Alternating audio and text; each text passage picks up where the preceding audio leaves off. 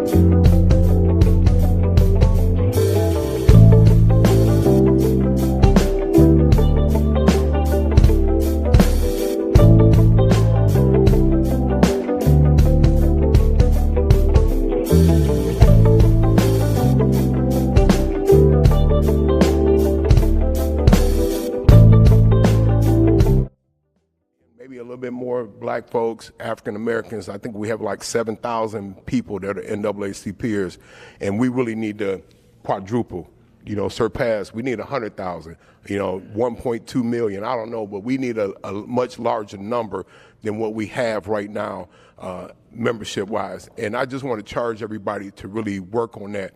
I know in Bartow County, Cartersville, Georgia, and just for full disclaimer, I'm sure some of y'all probably seen me on the news last night.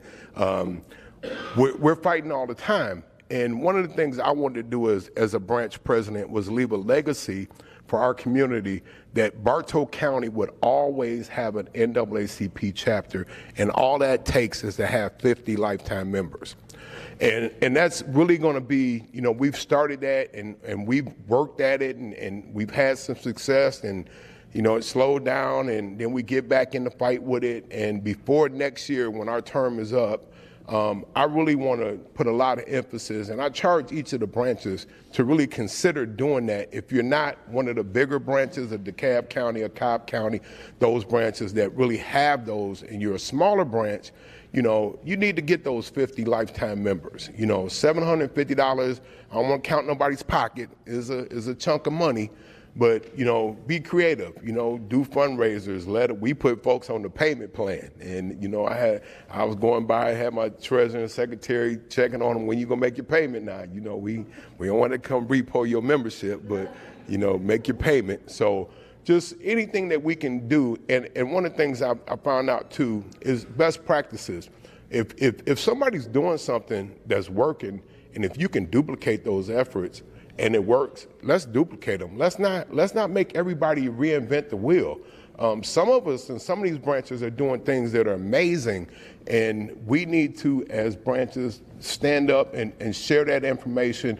Teach one, each one teach one, and each one say what they have to say to make sure that we can duplicate our efforts, that we're doing things the right way in decency and order, and making sure that we're progressing this great organization and using what we have to benefit each other. Do I have a time limit, or do I just keep talking, or what? Introduce. Oh. I'm sorry, I just sent you the program, but you were supposed to introduce the presidents, and then we would come up. Oh, well, y'all see, look, they just gave me a mic and said, go talk. They should have told me that before they gave me this mic. But I am a branch president, so I'm Dexter Benning, Bartow County. Do you want me to have each one stand up, or let me have that, man? So Ms. Grimes is not here, and I'm filling in for her. So President Munson, okay, all right, all right. Here we go. We got a panelist. We have some panelists here today. Let me get my glasses. I don't want to call them in my jacket over there.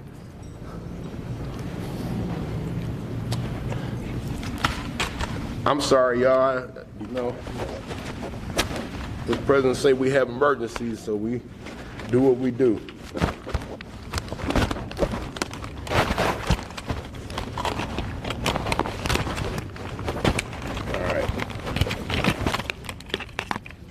All right. Sorry about that, y'all. Okay, so the panelist today was going to be President Doreen Grimes. I'm filling in for her. President Wayne Hale from Columbus Branch, President Sarah Malone from Rome Floyd, Timothy Bassett from Camden County, Dominique Corinth from Carroll County, and President Gwen Westbrook from Macon-Bibb are the unit presidents that are going to be involved in this panel that we're going to have this discussion. So with that being said, I'm going to turn it back over to the president, and we're looking forward to a great panelist discussion. And before we bring the panelists up, we've already prayed, but we need to bless the food because this is a panel discussion with the presidents, you know, the good things that they've done, the challenges they see in their community and how we can engage. And then we want to open it up for robust conversation because, you know, many times there's a conversation in the state conference that we're not engaging the ones that are in the field. So we wanted to kick off the convention by doing that. So if I just have a volunteer to bless the food. She blessed the food? Okay. Well, if she blessed the food, then you can adjourn to go get food and then come back, and then we'll have the panelists come up and they will introduce themselves, and then we will get started. So we can just start with the back tables and head out. And I think that it's two-line services, so we can just form two lines.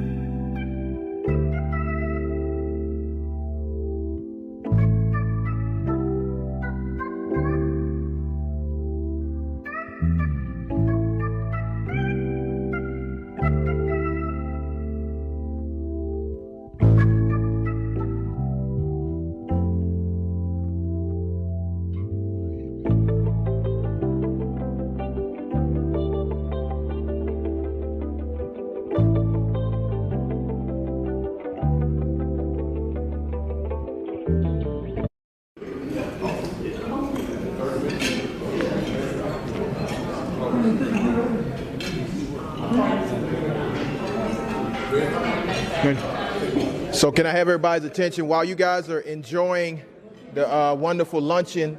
We want to go ahead and kick off the program. So if I could have everybody's attention. And so I would like to call up several of the presidents. We'll do it one at a time to give words and to kind of give us an update on what's happening at the unit, your successes, your difficulties, and what you can bring to this conversation about how we can strengthen the unit. So with that, I would like to call up my friend from Columbus, President Wayne Hales.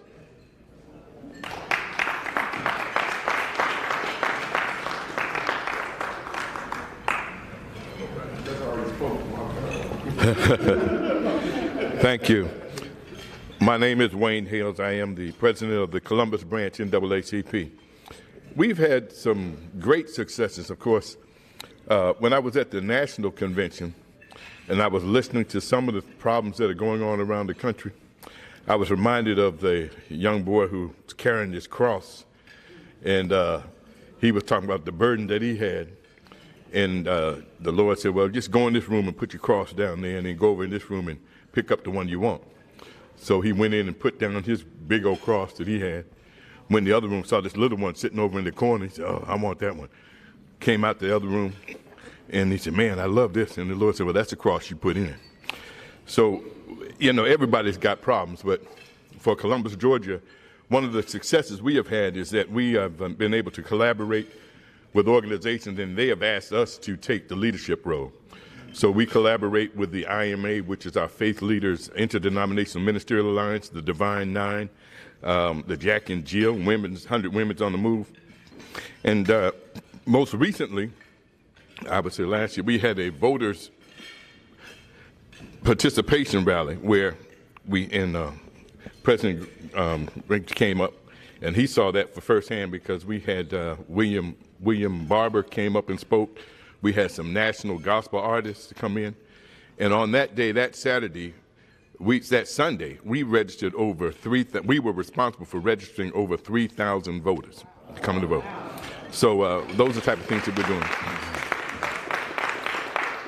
We also collaborate with the Black newspaper, which, of course, I'm the publisher of the Black newspaper, and the Black radio station. So we have the Black media control, and so we have collaborated with all of the activities now. Again, they asked the NAACP, and then we went to the Black media. And so at one point, every organization was having their own little candidate forums. So you might have 10 or 15 people show up.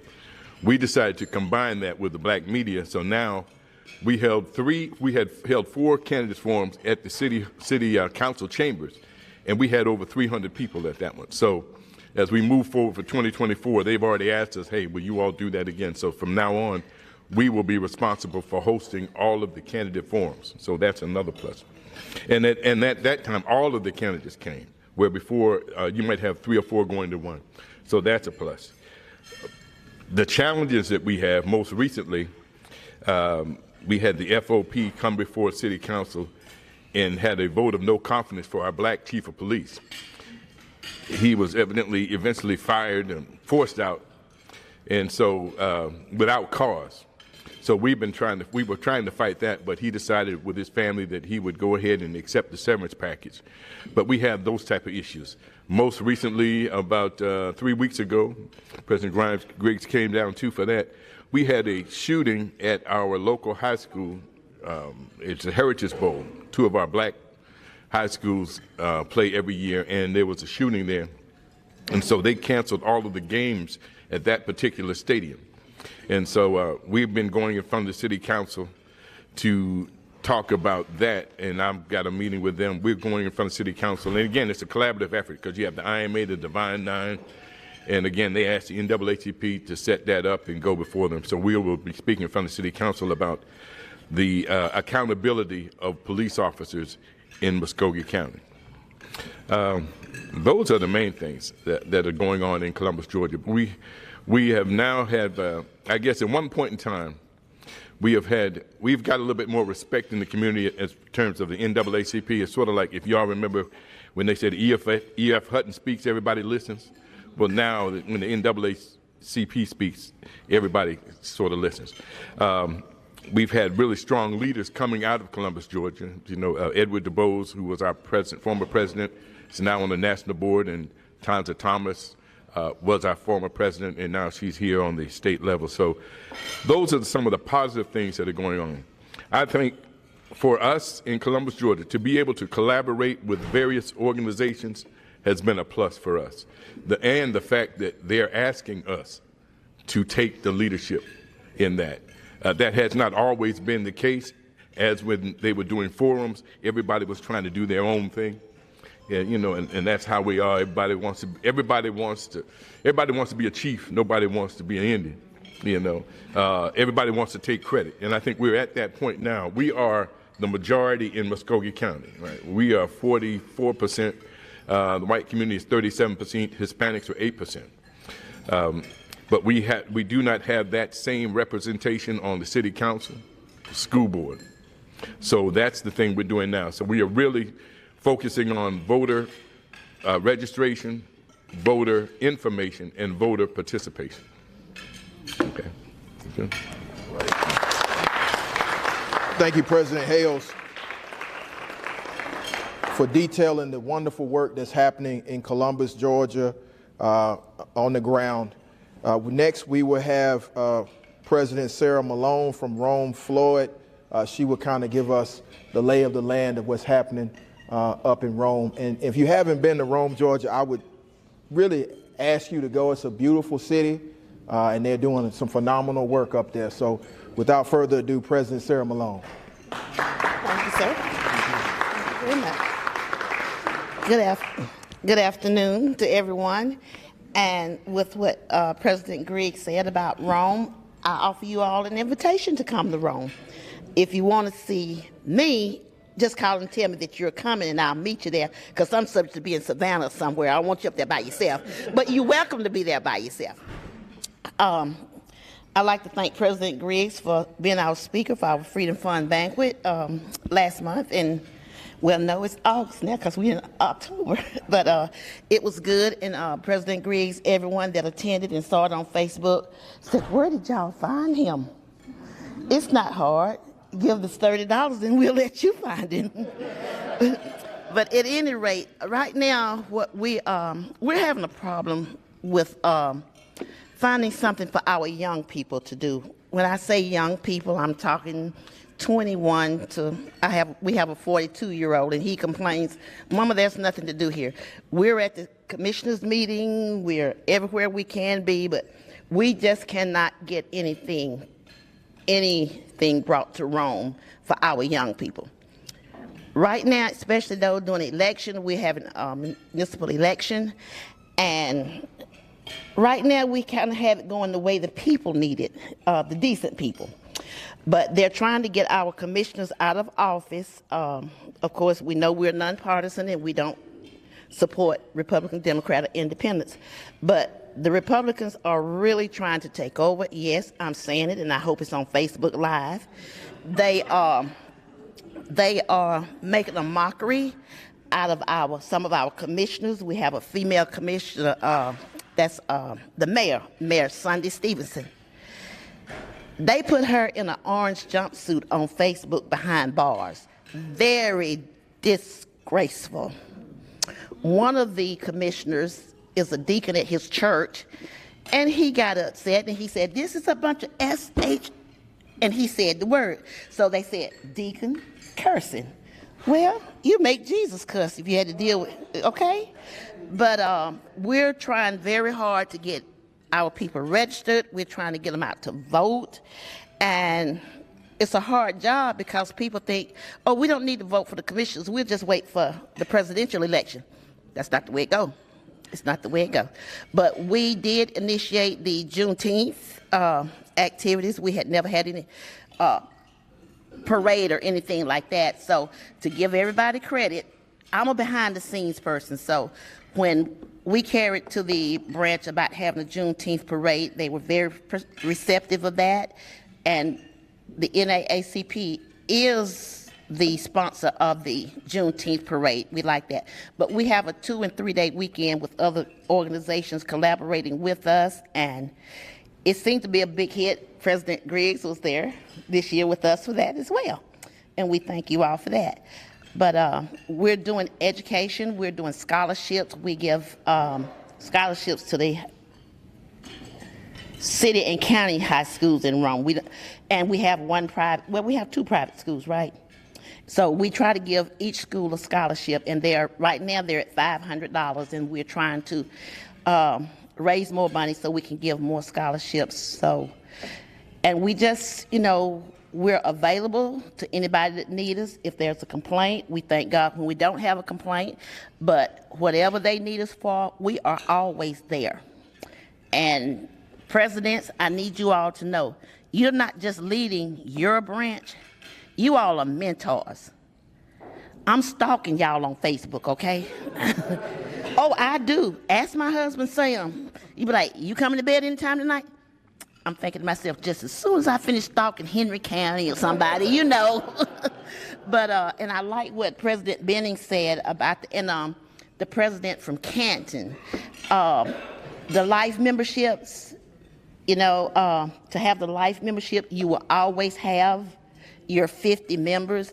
But now I am, and my secretary of Rome, Floyd County, is the state secretary now. And I tell Jackie, I said, Jackie, it's good having all these members, but they got to do some work. She said, now you can't make them do anything, this is a volunteer organization. I said, I know, but while you're soliciting membership, while we're soliciting membership, I also want to know, what's your strength? Are you a shake on a doer? We have enough paper members. We need somebody beating the pavement. But I thank God for all my members, because with the number that we have now, we will maintain over 50 members at any given time. So we're not worried about losing our charter due to lack of membership. But we just want to grow, and grow, and we really want to take care of our young people. One thing that I don't like I, me, and my, but I take this personal. I'm having a problem with a Armed Services Veterans Chair. So if you all can help me figure out how we're going to get a Veterans Chair. Our Veteran Chair died a few months ago. I remember right now we have the fair at home, the county fair. And last year this time, Mr. Staten and I enjoyed each other at the county fair. So when they were setting up Sunday, that kind of broke me down because he's not here with me. But I don't know anything about military. I'm not military. My family's not military. But I do a lot of research and try to get stuff out there that I think is important. But, please, I'm stalking y'all because I need to take care of our veterans. We need to take care of our veterans. And our housing, oh my God, we do not have affordable housing in Rome. Even though it's Section 8, it's not affordable. And they had told us, City of Rome, we have 2. We have city government and county government, okay? City government, superintendent of schools, always said, we can't find any African-American teachers. Well, buddy, you wasn't looking. We have African-American superintendent, and he turned some rocks over, and he has brought us educators and leaders that are God-given, God-driven, okay? These people are not somebody that's just showed up behind a tree. They believe in the Almighty Father, and we are moving forward. We're going to get a new middle school. Our distant, unfriendly people are trying to get that vote to go back again so they can knock down the middle school. We need that middle school. If you have, I'm gonna sit down in a minute. I might talk on my way back to my seat. If you all have not been to Rome, if you're coming north, you take 75 north to exit 290 to rural Route 20 to rural Route 411. And from 411 to Rome, it's like they have cleared out another whole city over there. We're getting a battery plant. If you've been to Savannah lately, once you get so far down 16, you see where they've cleared that off of that battery plant? They don't want us to have a new school. Well, where are we going to put these children? How are we going to educate them if we don't get a bigger school? We have got to do something. Y'all pray for us, we pray for y'all. Thank you. Thank you, President. Oh, it's so long. I'm sorry.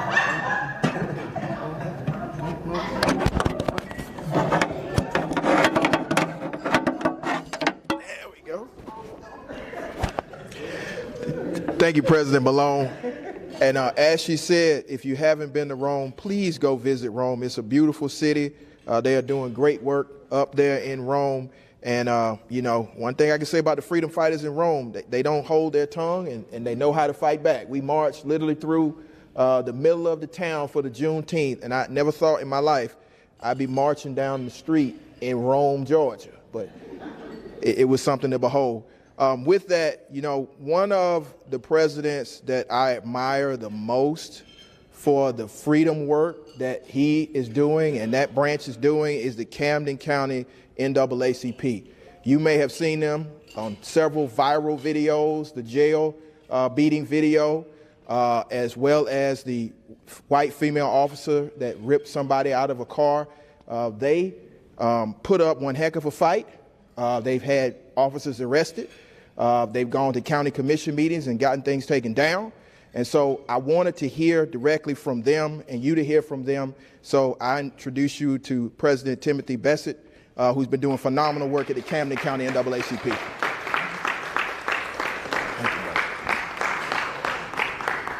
Good afternoon, freedom fighters. Thank you for the invitation, President Griggs, Executive Committee, and everyone responsible for this invitation. We are Camden County. We way down there, y'all, about 4.5 hours from here.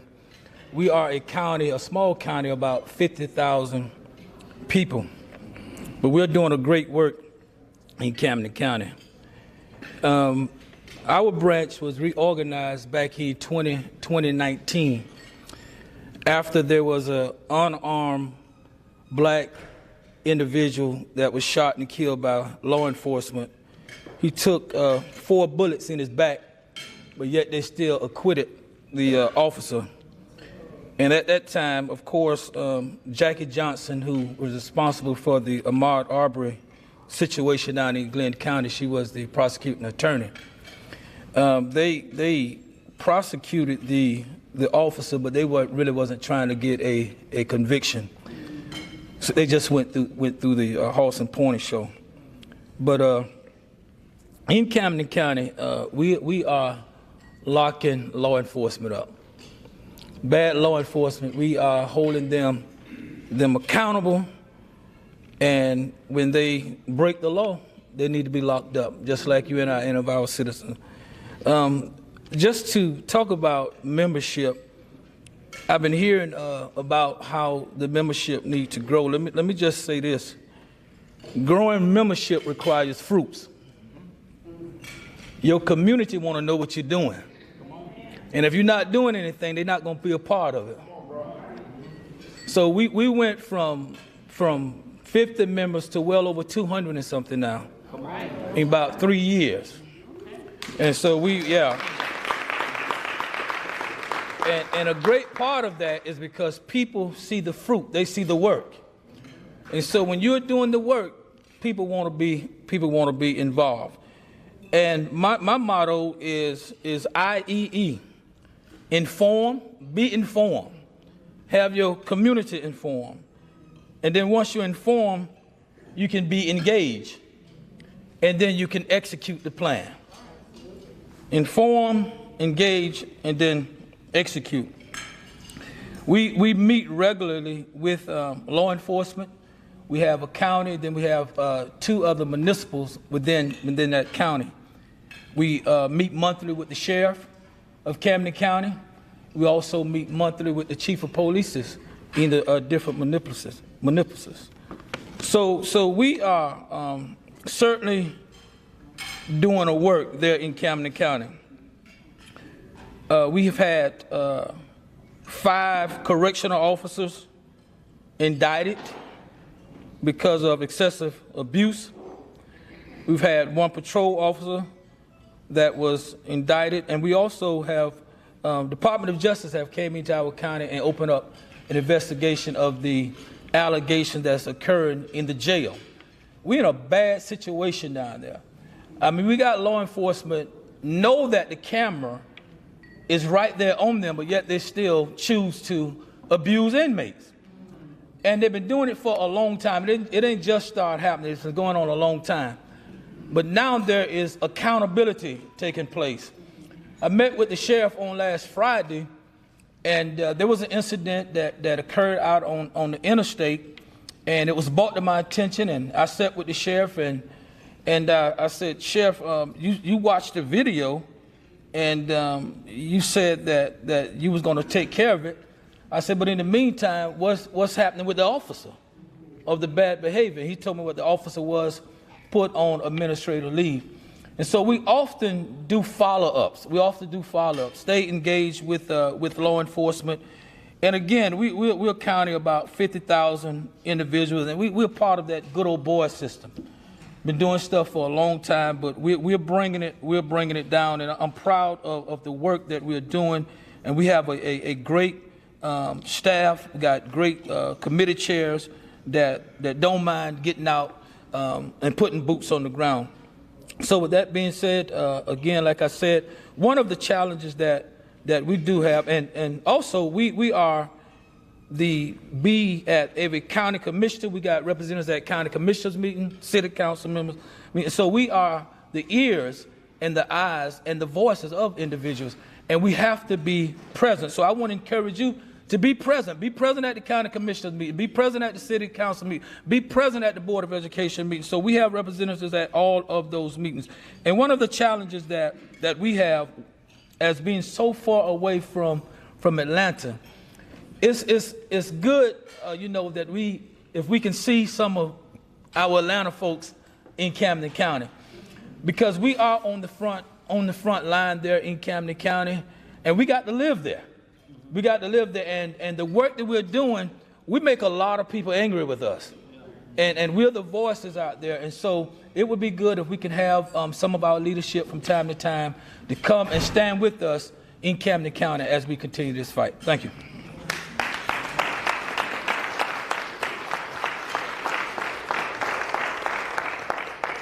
Again, I appreciate the work that they're doing in Camden County, and we will definitely take you up on that and be there standing with you, because it takes a lot of courage on the coast or anywhere in Georgia to stand up against injustice. But I just again want to commend you for the work that you are doing personally, because we see it, we appreciate it. There's another president here that I've seen her grow in the year and a half that she has been at the helm of the Carroll County NAACP. She's a fighter. And when I say she's a fighter, she took on the sheriff's department, took on the police department, and she is doing the work. She's standing up more and more memberships. And so I thought it was important to hear from a young president who just assumed the role, but has blazed a trail that the whole world has seen. And so with that, I would call upon Dominic Conte from the Carroll County NAACP.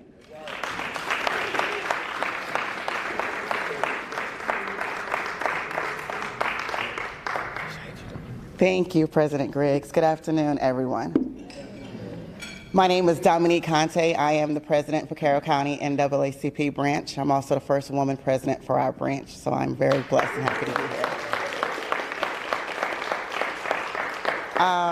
As President Griggs stated, I recently got sworn January 7th of this year, and we have had a lot of activity. I'm very proud of our branch. We have been very busy.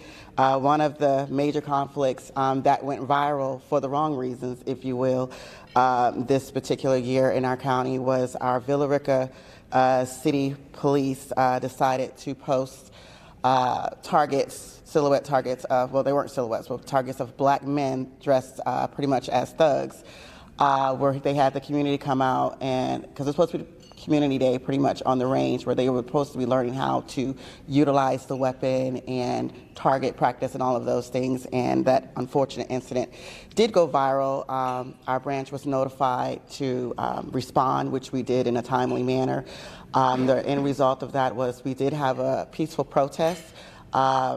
Myself and several leaders of the organization met with city council reps, the mayor, along with the police chief, with other leaders in the community to discuss how could we rectify the issue and what it required. We did, as an executive board, take notes of, as NAACP for that county, what we wanted to recommend, and provided that to the mayor's HR and other individuals in his administrative department. He did take us up on that and decide to hire a third-party investigative firm to figure out what they needed to do to be culturally aware, amongst other things, so unfortunate incident like this won't happen again. When I say we went viral, we were literally on CNN, Good Morning America, New York Times. We was in the media for the wrong reasons. And our community was definitely in their feelings and very disappointed. And the fact that initially they doubled down, when I say they, I mean the police department, and they didn't, for whatever reason, understand initially what the uproar was about. So by the time we got to the meeting for mediation, they had a clear understanding that they had done something wrong and that they definitely needed to retract and reverse their state of action. So through that, the third-party investigator did set up several of the requirements that the branch actually had suggested that they input and include moving forward. So an incident like this never happens again in our community, because Carroll County is over 33% African American, along with other diversity. So it is a very diverse county, and it is continuously growing because we partner. Part of our county is partnered with actually Douglas County. So we got residents that's literally Villa Rica City, but on the county side, Douglas County. So it has expanded. So with that, obviously, minds and hearts need to change.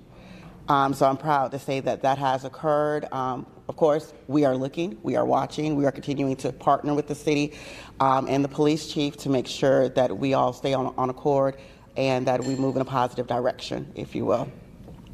Another thing I want to bring up is I'm very proud of our scholarship committee. We have, over the few years, raised over $17,000 and given out over $17,000 of scholarships. Last April, we gave out 5 scholarships for $500 each to young seniors in our community that was headed off to college. $500 each they received, along with a gift card to assist them with items they may need going into their dorms as well.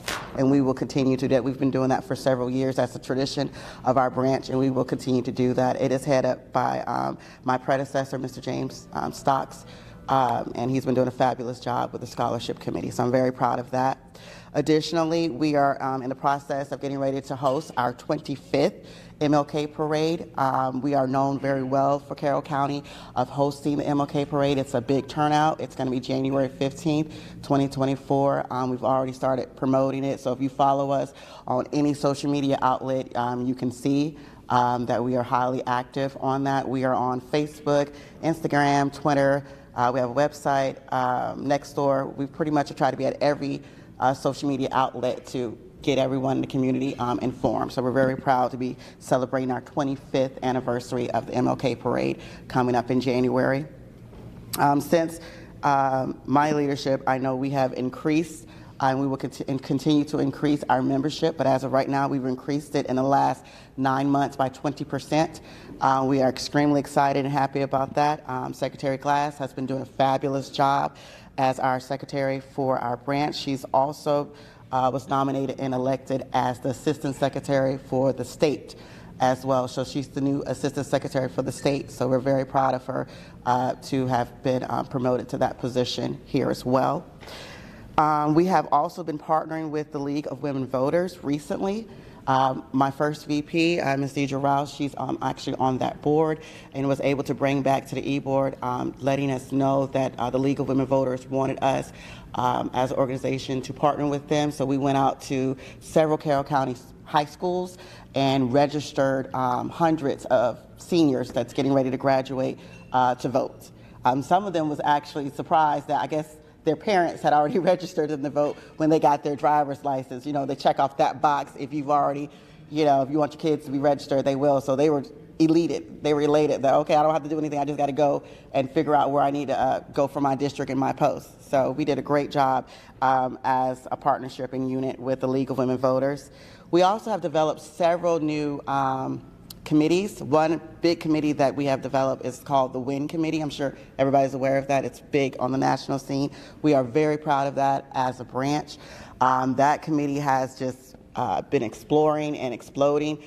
We have our chair, Ms. Portia Starr, along with the co-chair, Ms. Quan Smith. They have over 15 members, and it's continually growing.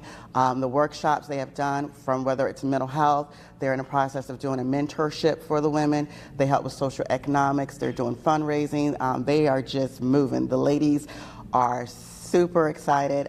They are very engaged. We have a very diverse amount of intellect and education and experience with the WIN Committee. We have doctors, lawyers, educators, entrepreneurs. We have a whole host of women that's in that program. We are constantly getting the community to ask about it, wanting to get involved. So we are super excited about pushing that to the next level. We actually just voted last month ad hoc committee for the men's program that we will be kicking off probably, I would say, the beginning of next year, basically to mirror, if you will, our WIN committee. So that's been getting a big buzz in the Carroll County because there's definitely a need for men to have proper representation, mentorship, and just brotherhood, if you will. So we are moving forward and taking the leadership on that as well, because that is definitely a need in our community. Also, I want to just speak on, just in general, all of the workshops from our housing committee. We've had several workshops that our chair, Ms. Sandra Houston, is over, where she's a professional realtor. She's at the top of her game. Actually, we're very proud of her. So she comes in and does great workshops for our general members and the public, and actually bring in her partners who she partnered with as a real estate broker. We've had partnerships with several pro bono civil rights attorneys that came in throughout the year and did actually workshops and events during our general membership to inform the community of their rights, their civil rights, where can they go, their contact information, and just basic things I feel as Black and brown people we need to know, because I feel if we do better when we know better, if you will. So we are continually going to partner with them, and then of course when we get cases that we have that we feel are efficient, discriminatory or racial intent, then we refer those particular firms to them. So we have been doing a lot and we'll continue to do a lot, and I'm just grateful that I have a very supportive branch, a very supportive e-board, and we really haven't had any issues other than the viral situation, but I feel that we have addressed that, and the city and the county and the police chief is very aware and cognizant that Carroll County NAACP is watching, is alert, and we don't have a problem getting in some good old-fashioned necessary trouble. Thank you. Thank you, President Conte, and I can attest they get in some good and necessary trouble in Carroll County, and so we're proud of them and the work that they are doing there. The last president I want to call up, who's also the third vice president of the state conference, is one of the strongest presidents that we have in the state conference. She's always on the front lines. She's always speaking truth to power. She's calling out the sheriff and the DA and sometimes the state president, so she is, the best way I can explain it, she is a force. And so I want to introduce to some and reintroduce to others Madam Third Vice President, but also the President of the Macon-Bibb County of the NAACP, Gwinnett Westbrooks.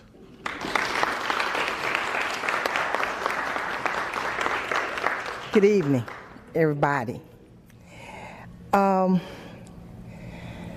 I am so glad to be a part of this organization. I started out, just want to give you a little history. I started out in this organization because I needed the organization. I was working for a major company, and the NAACP was there for me. And I joined, and I've been giving back ever since. I think it's very important. I try to, people that we help, I try to, don't make you join, but I want you to join, because sometimes people do come back. So you coming back again and you still haven't joined. So we try to encourage people that we assist for membership, because you never know when you'll need the NAACP again. A lot of things that we've been working on, like the president said, that you have to be visible in the community. The community need to know that you're there. Some of the things that we've been working on, I've been going into the jails with Herbert Denoy. He's a newspaper publisher, previous newspaper publisher. He's retired now. But I've been going into the jails with him with the Walk Away Initiative. And what we do is we encourage the inmates there, talk to them about real life. Try to, not to down them, but to give them some hope. While you're in here, get your GED. They offer that while you're incarcerated. Make better choices.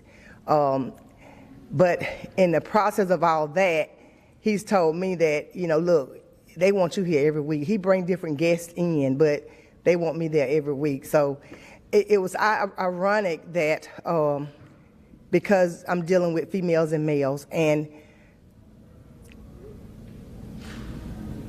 a lot of people have misinformation about the NAACP. And to make a long story short, I was there one particular Wednesday, and a white girl, she said, I was not aware that you all help white people. I just thought that this organization helped black people.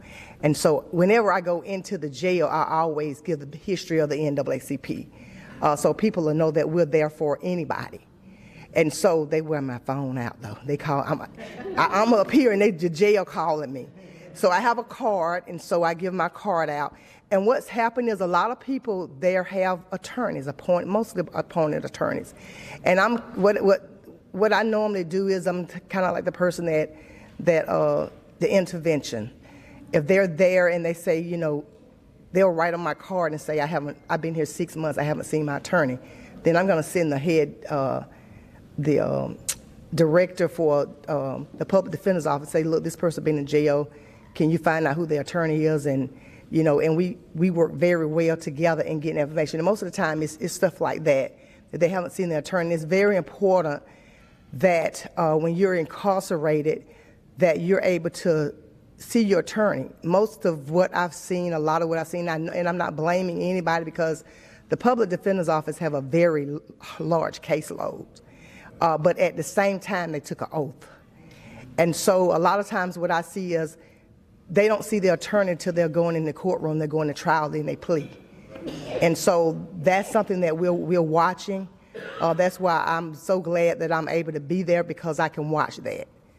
And so that's one thing that we do, even with make sure there may be medication. I'm going to email the sheriff and say, look, this person hasn't got their medication. They got mental health issues. A lot of people in jail have mental health issues and have medical. I make sure that is being taken care of, make sure they have their medicine that they need while they're in there. So those are things that the NAACP is able to do, help people with housing when they get out of jail. I've even, we have a resource center where people are homeless. I meet them there, make sure they get in and all of that. So get them a bus ticket so they can get around and things like that. So that's what we're here for. We deal with a lot of housing issues. Affordable housing is just gone out of the window. You can't really find anywhere that you can really afford, because their price gouging is no law in Georgia, which I really thought that the governor would put something in place during COVID because the property managers are basically trying to get their monies back that they've lost, and so we were a part of that. Also, we got it approved through the national. We actually helped people apply for the Department of Community Affairs when people were applying for the benefits. So we got approved for that. So we were actually helping people get signed up and get approved for the money to get their back rent paid. We've had a town hall meeting where some apartment complexes was having issues of apartments not in code. We work with code enforcement, and now that apartment complex is being fined by the county, they're in court to make sure that those people's housings are caught up to code. You may have seen me on TV here a couple weeks ago. A young lady was arrested at a Springwood extended stay.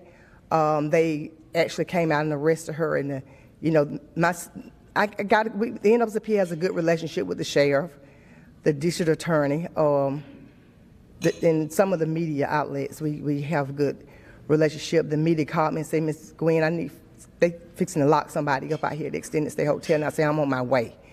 By the time I got there, she had already been arrested. But this is the thing. I called the sheriff. The sheriff say, "Well, I called the courts and they said to lock her up." I say, "But the law says," I say, a law was, there's a case that the Georgia Court of Appeals ruled on March of last year that people that live in extended stay hotels have tenants' rights. You can't call the sheriff and have them arrested. You got to file an eviction. So I gave her son my card. He called me next morning. He said, "Ms. Gwen, they out here putting us out. The sheriff is out here." And so I said, "I'm on my way." I got there. I said, "Let me speak to the sheriff." They're like, "Ma'am, they don't have any rights. They're going to have to go." And I heard her say, "Get your shit from behind the door and get out." I called the courthouse. I said, "I need to speak to the judge." I said, "I need for you to call the sheriff, tell them what the law says, and get these sheriffs from out there." He called me back. He said, "Gwen, you were right all along." He said, "I've called them, told them to leave. They're going to have to file an eviction." So they had to put their stuff back in the hotels. These are types of things that we got to educate our community on. People live in extended stays have tenants' rights. You can't call the sheriff and have them evicted. They have to file an eviction. She was arrested, but I was able to get her charges dropped. She was out the next day. They charged her with criminal trespassing and theft by service. You can't charge a tenant with criminal trespassing. And so we were able to get her charges dropped, and so now she wants to file a complaint against the sheriff because the sheriff should have known. They should have known this new law. They should have known.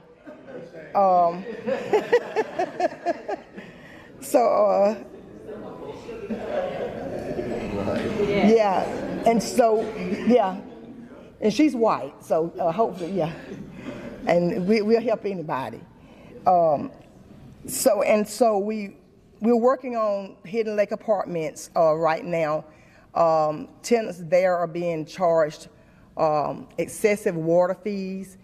They don't have individual meters. It's just one meter. Their water bill is running like anywhere from $100 to $200 per month per tenant. And so we've actually had a community meeting. I met with the tenants, gotten a lot of their information. The only way that we're going to be able to really tell whether or not they're actually overcharging them or not is to get all of their bills. And then, the mayor and I have a pretty good relationship. His assistant, Reverend Ficklin, who's my school teacher, so he'll get me in a meeting with him. So we got to get all of that information so we can determine whether or not they're actually overcharging them or not. And the mayor, I'm sure, will step in. He just filed a lawsuit against a Crystal Lake and took that property over and 2 or 3 weeks ago. And so he'll do the same thing. We want to make sure we got to hold people accountable. Tenants, pay their rent. We want to make sure that people are not, they're price gouging this, but there's no law in Georgia saying that you can't tell a landlord when they can go up. As long as they don't go up within that 12 month, whatever your lease is, they can't make changes within that 12-month lease. So we just got to make sure. My main thing is we got to educate the community so they'll know their rights. And so we called code enforcement. We had the fire department there, and they gave the handbooks, the tenant rights handbooks to all the tenants there. So because we got to make sure that they know what to fight, how to fight.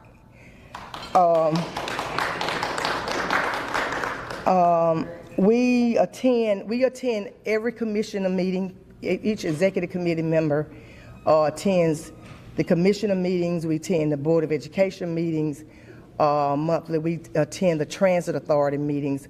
The NAACP joint forces with Commissioner Elaine Lucas. They was trying to raise the bus fares from $1 more for actually the bus where people are disabled. So we were able to stop that. They did not raise the fees for the bus. We did a press conference in front of the Transit Authority and told them that we would start protesting if they increased the bus fares for people that were disabled. It was a paratransit. They were really trying the price was going up. So they stopped that. They were not going to increase the bus fares. We sit in the courtroom and listen to cases. Sometimes I'm there all day. I have a tablet. I sit in the courtroom. I write names down. I write what happened, and I challenge it if it's not right. We were able to, sitting in the courtroom, I was able to fight against a solicitor that charged a group of kids that was at a park. They were basically stunt driving. But everybody was not stunt driving. People were there just watching. The people that were stunt driving had not actually got there. But the sheriff, and I got a good relationship with the sheriff, but the thing about it is having a good relationship with the sheriff, the DA, we have an understanding. I took an oath, they took an oath. If you step out of line, then we still got a friendship, but I took an oath. And so our friendship, I'm not gonna jeopardize my morals and values. I'm gonna make sure that I still represent the people.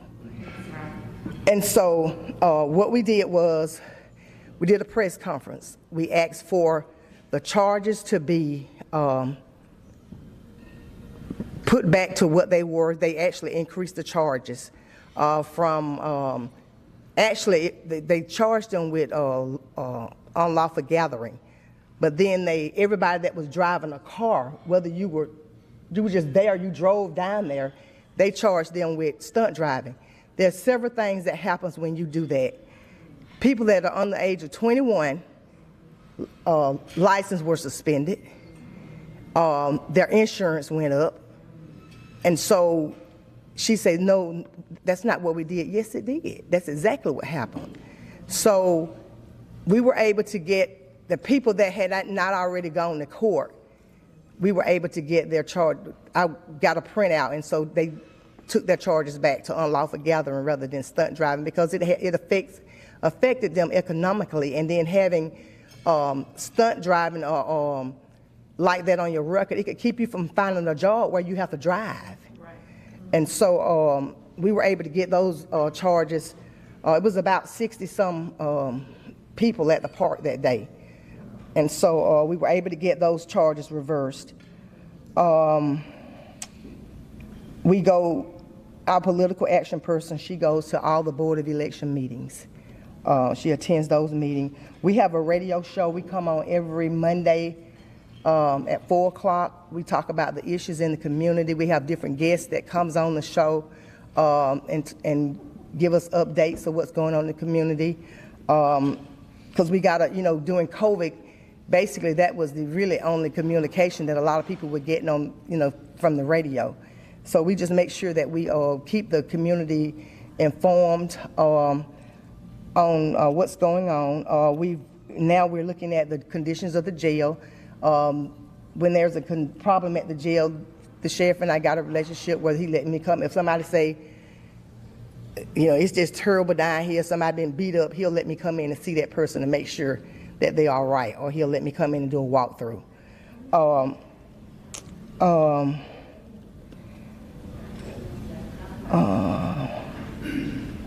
We had a meeting with a large company, Ortho, Georgia. A lot of you may have heard of those because they're not just in Macon, but there was a supervisor that was discriminating against some people there. We met with them. We asked for her to be moved, and they did move her from their supervision. She's in another department, so they moved her. I'm almost finished. I want to tell you about a couple things.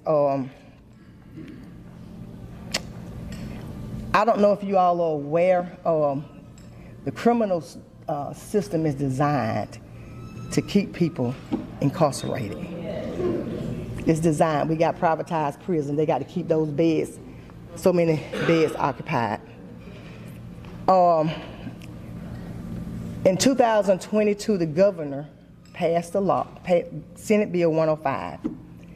If a probationer has been on probation for 3 years, has not violated his probation, has not gotten any more charges, and is continuously paying their monies, they can have a 10-year probation sentence. They can ask for a review and go back before the judge, and he can terminate that probation. When he did that in 2021, 25% of the population was eligible for that program. It saved them $34 million that 1 year by releasing people off of probation. People, we got to sit in the courtrooms. I'm just encouraging every branch to have some. If you got a criminal justice system, we need to sit in the courtrooms because there's a lot of injustice in our courtrooms, in our judicial system. I sit in every probation ratification.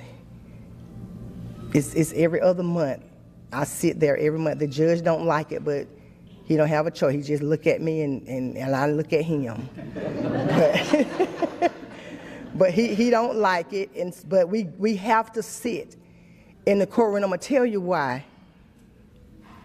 It was a girl struggling with, she was about to get evicted, but they handcuffed her when she got ready to go report and said, you better come up with $600 that we're gonna lock you up. They had her handcuffed till she could get $600. She had to call and borrow the money, some of it, because she hadn't cashed her check.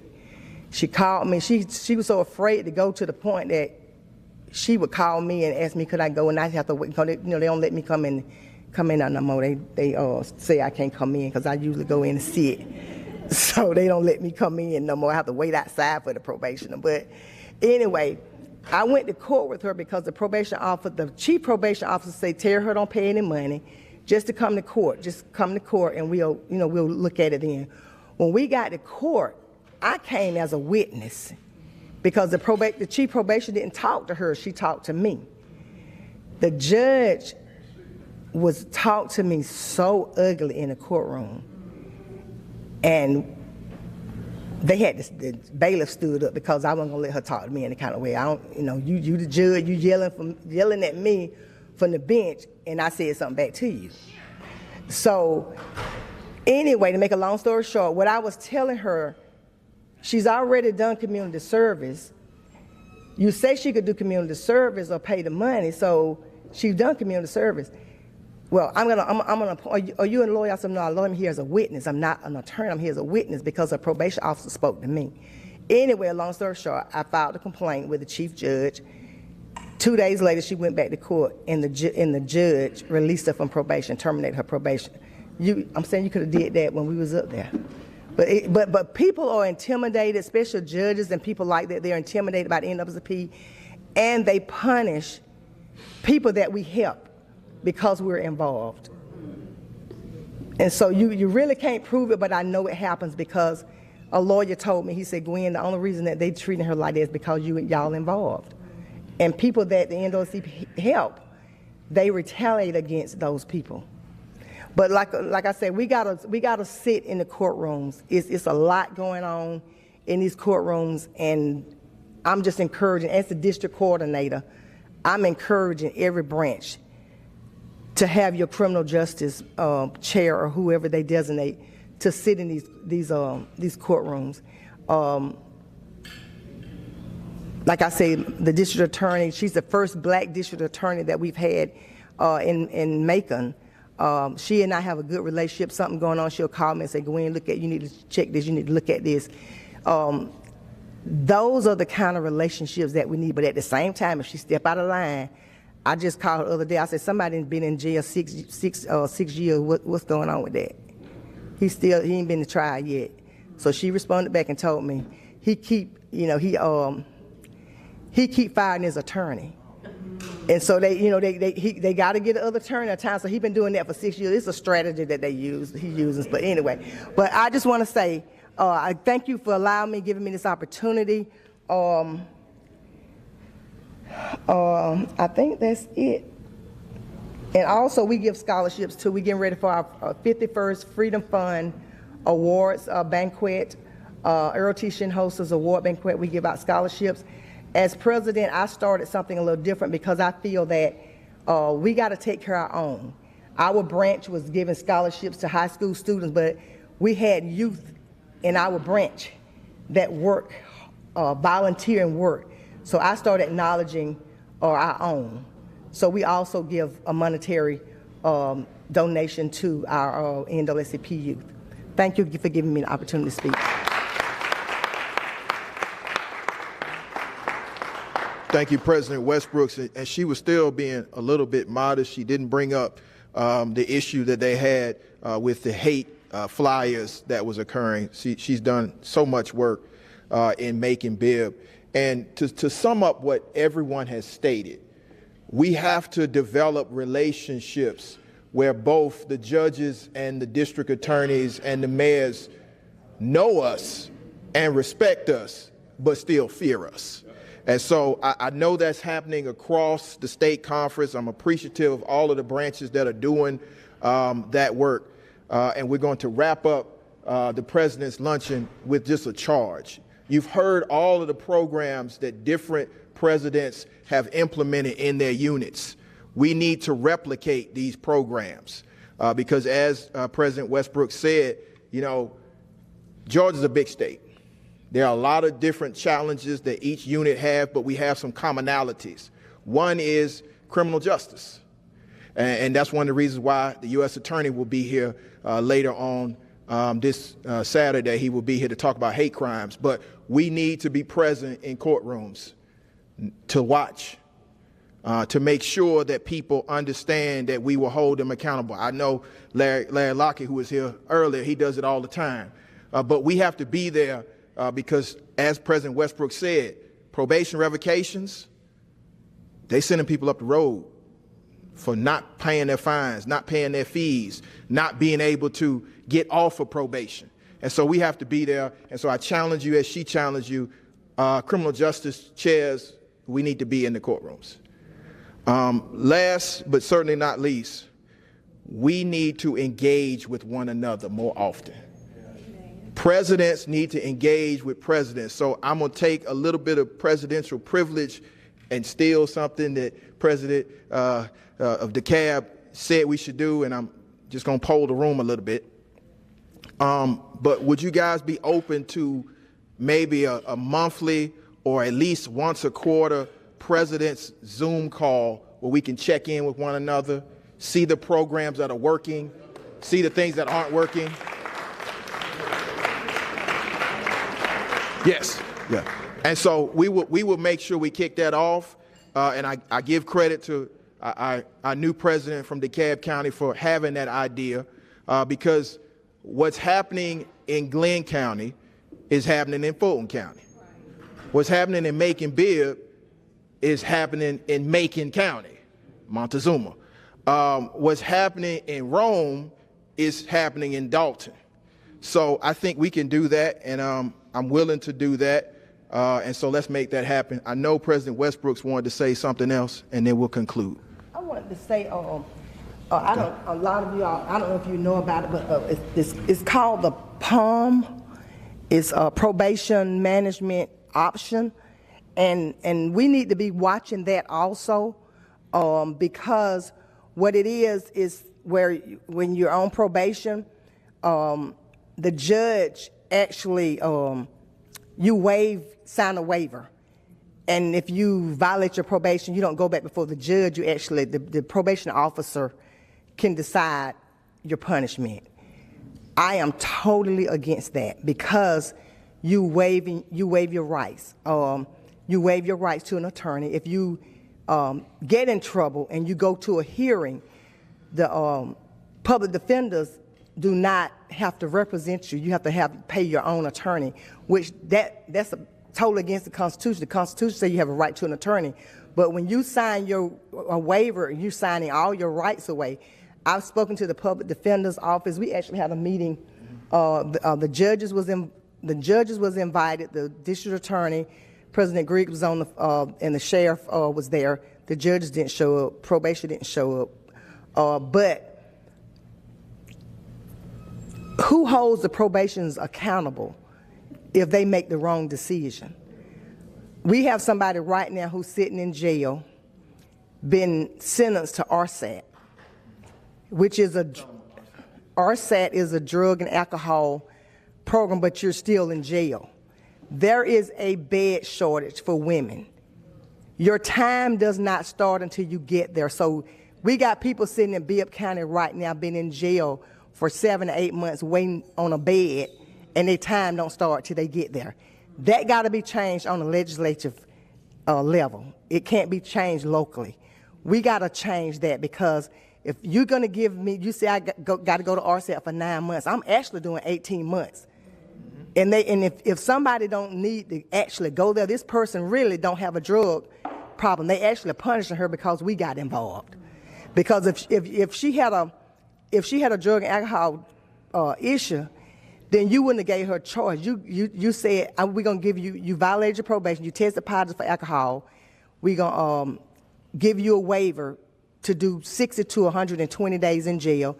She didn't understand it because the person that came down was telling her one thing and the paperwork said something else. She said, well, let me go to court so I can get some understanding. But because she didn't sign the waiver right then, when she went to court, they sent her to the RSAT. Not because she needed it, but because it's a form of punishment because she didn't sign the waiver. She's been sitting down now since May, waiting on a bed. There's a shortage, period. But for the women, it's a shortage because the prison closed and they've transferred a lot of those women to there. So that's something that we need to work on, getting that legislative change. Their time didn't start till they actually get to that program. Thank you for lifting that up. Thank you for lifting that up, President Westbrooks. And she is correct. There's only one women's prison in Georgia, Lee Arundel, and they are shifting individuals. So there is a bed space limitation for RSAT, which is Residential Treatment Program in Custody for prison offenders. We're going to wrap up. I'm going to let President Malone, and then I'm going to ask Chair Jackson to pray us out if she doesn't mind. But President Malone has something. And then every president that was spoke, if you could stay back so we could take the picture, I'd appreciate that. Thank you. Chair Jackson is going to do exactly what I was going to ask you for. Oh, okay. The shooting that they had at Morgan State. Yes. One of the 5 people that were shot there is the granddaughter to our Rome, Florida NAACP Freedom Fund chairperson. And the young lady is her first year in college. She just graduated high school and went to Morgan State, and she was one of those that was shot. She's doing pretty good. Grandmother flew out this morning to go see about her. And I got a message here. Even though I'm 70, I have to have permission to leave home and go places, okay? So my sister-in-law texted me and told me that they had 2 bomb threats down here at the school. She didn't say which schools, but they've had 2. And day before yesterday, they had gunfire over at the Savannah High School in Savannah, Georgia, where we have twin nephews. So not just my family, your family, your family. As Chair Jackson prays us out of here, let's pray for everybody, please, especially our young people, because some of these children haven't been exposed not even to a gun. They don't even know how to hold a gun, but then you're going to get shot. Thank you. President Griggs, it was Best Academy in Atlanta. It was Best Academy that had the gun? Okay. Yeah, so definitely we need to lift that up. And we all know that there's a gun violence epidemic here in the United States, but particularly in Georgia. So what we have to do as units is to speak truth to power to our state representatives, to make changes on our gun laws here in Georgia. You know, you can be pro Second Amendment, but also pro common sense regulation. So we're going to definitely do that. We want to lift up that young lady who was an unfortunate victim of gun violence at Morgan State. And of course, Best Academy is in the city of Atlanta. So we're going to make sure that we reach out to the principal there and see if we can assist. But with that, I want to bring up Chair Jackson to pray us out and to make sure that we are covered as we matriculate through the convention. Just want to update, because of the emergency, registration was moved back from 1 to 5, so now it's 2 to 5. So registration will probably open in 5 minutes. So.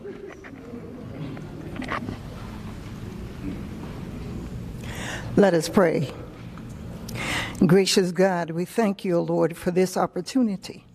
We thank you for what has been shared on this day. We know, O God, that we have a situation, but we understand, God, that you rule and super rule over everything. And whatever we stand in need of, you will provide. God, we ask that you would continue to bless and strengthen our presidents in this room and even outside of this room.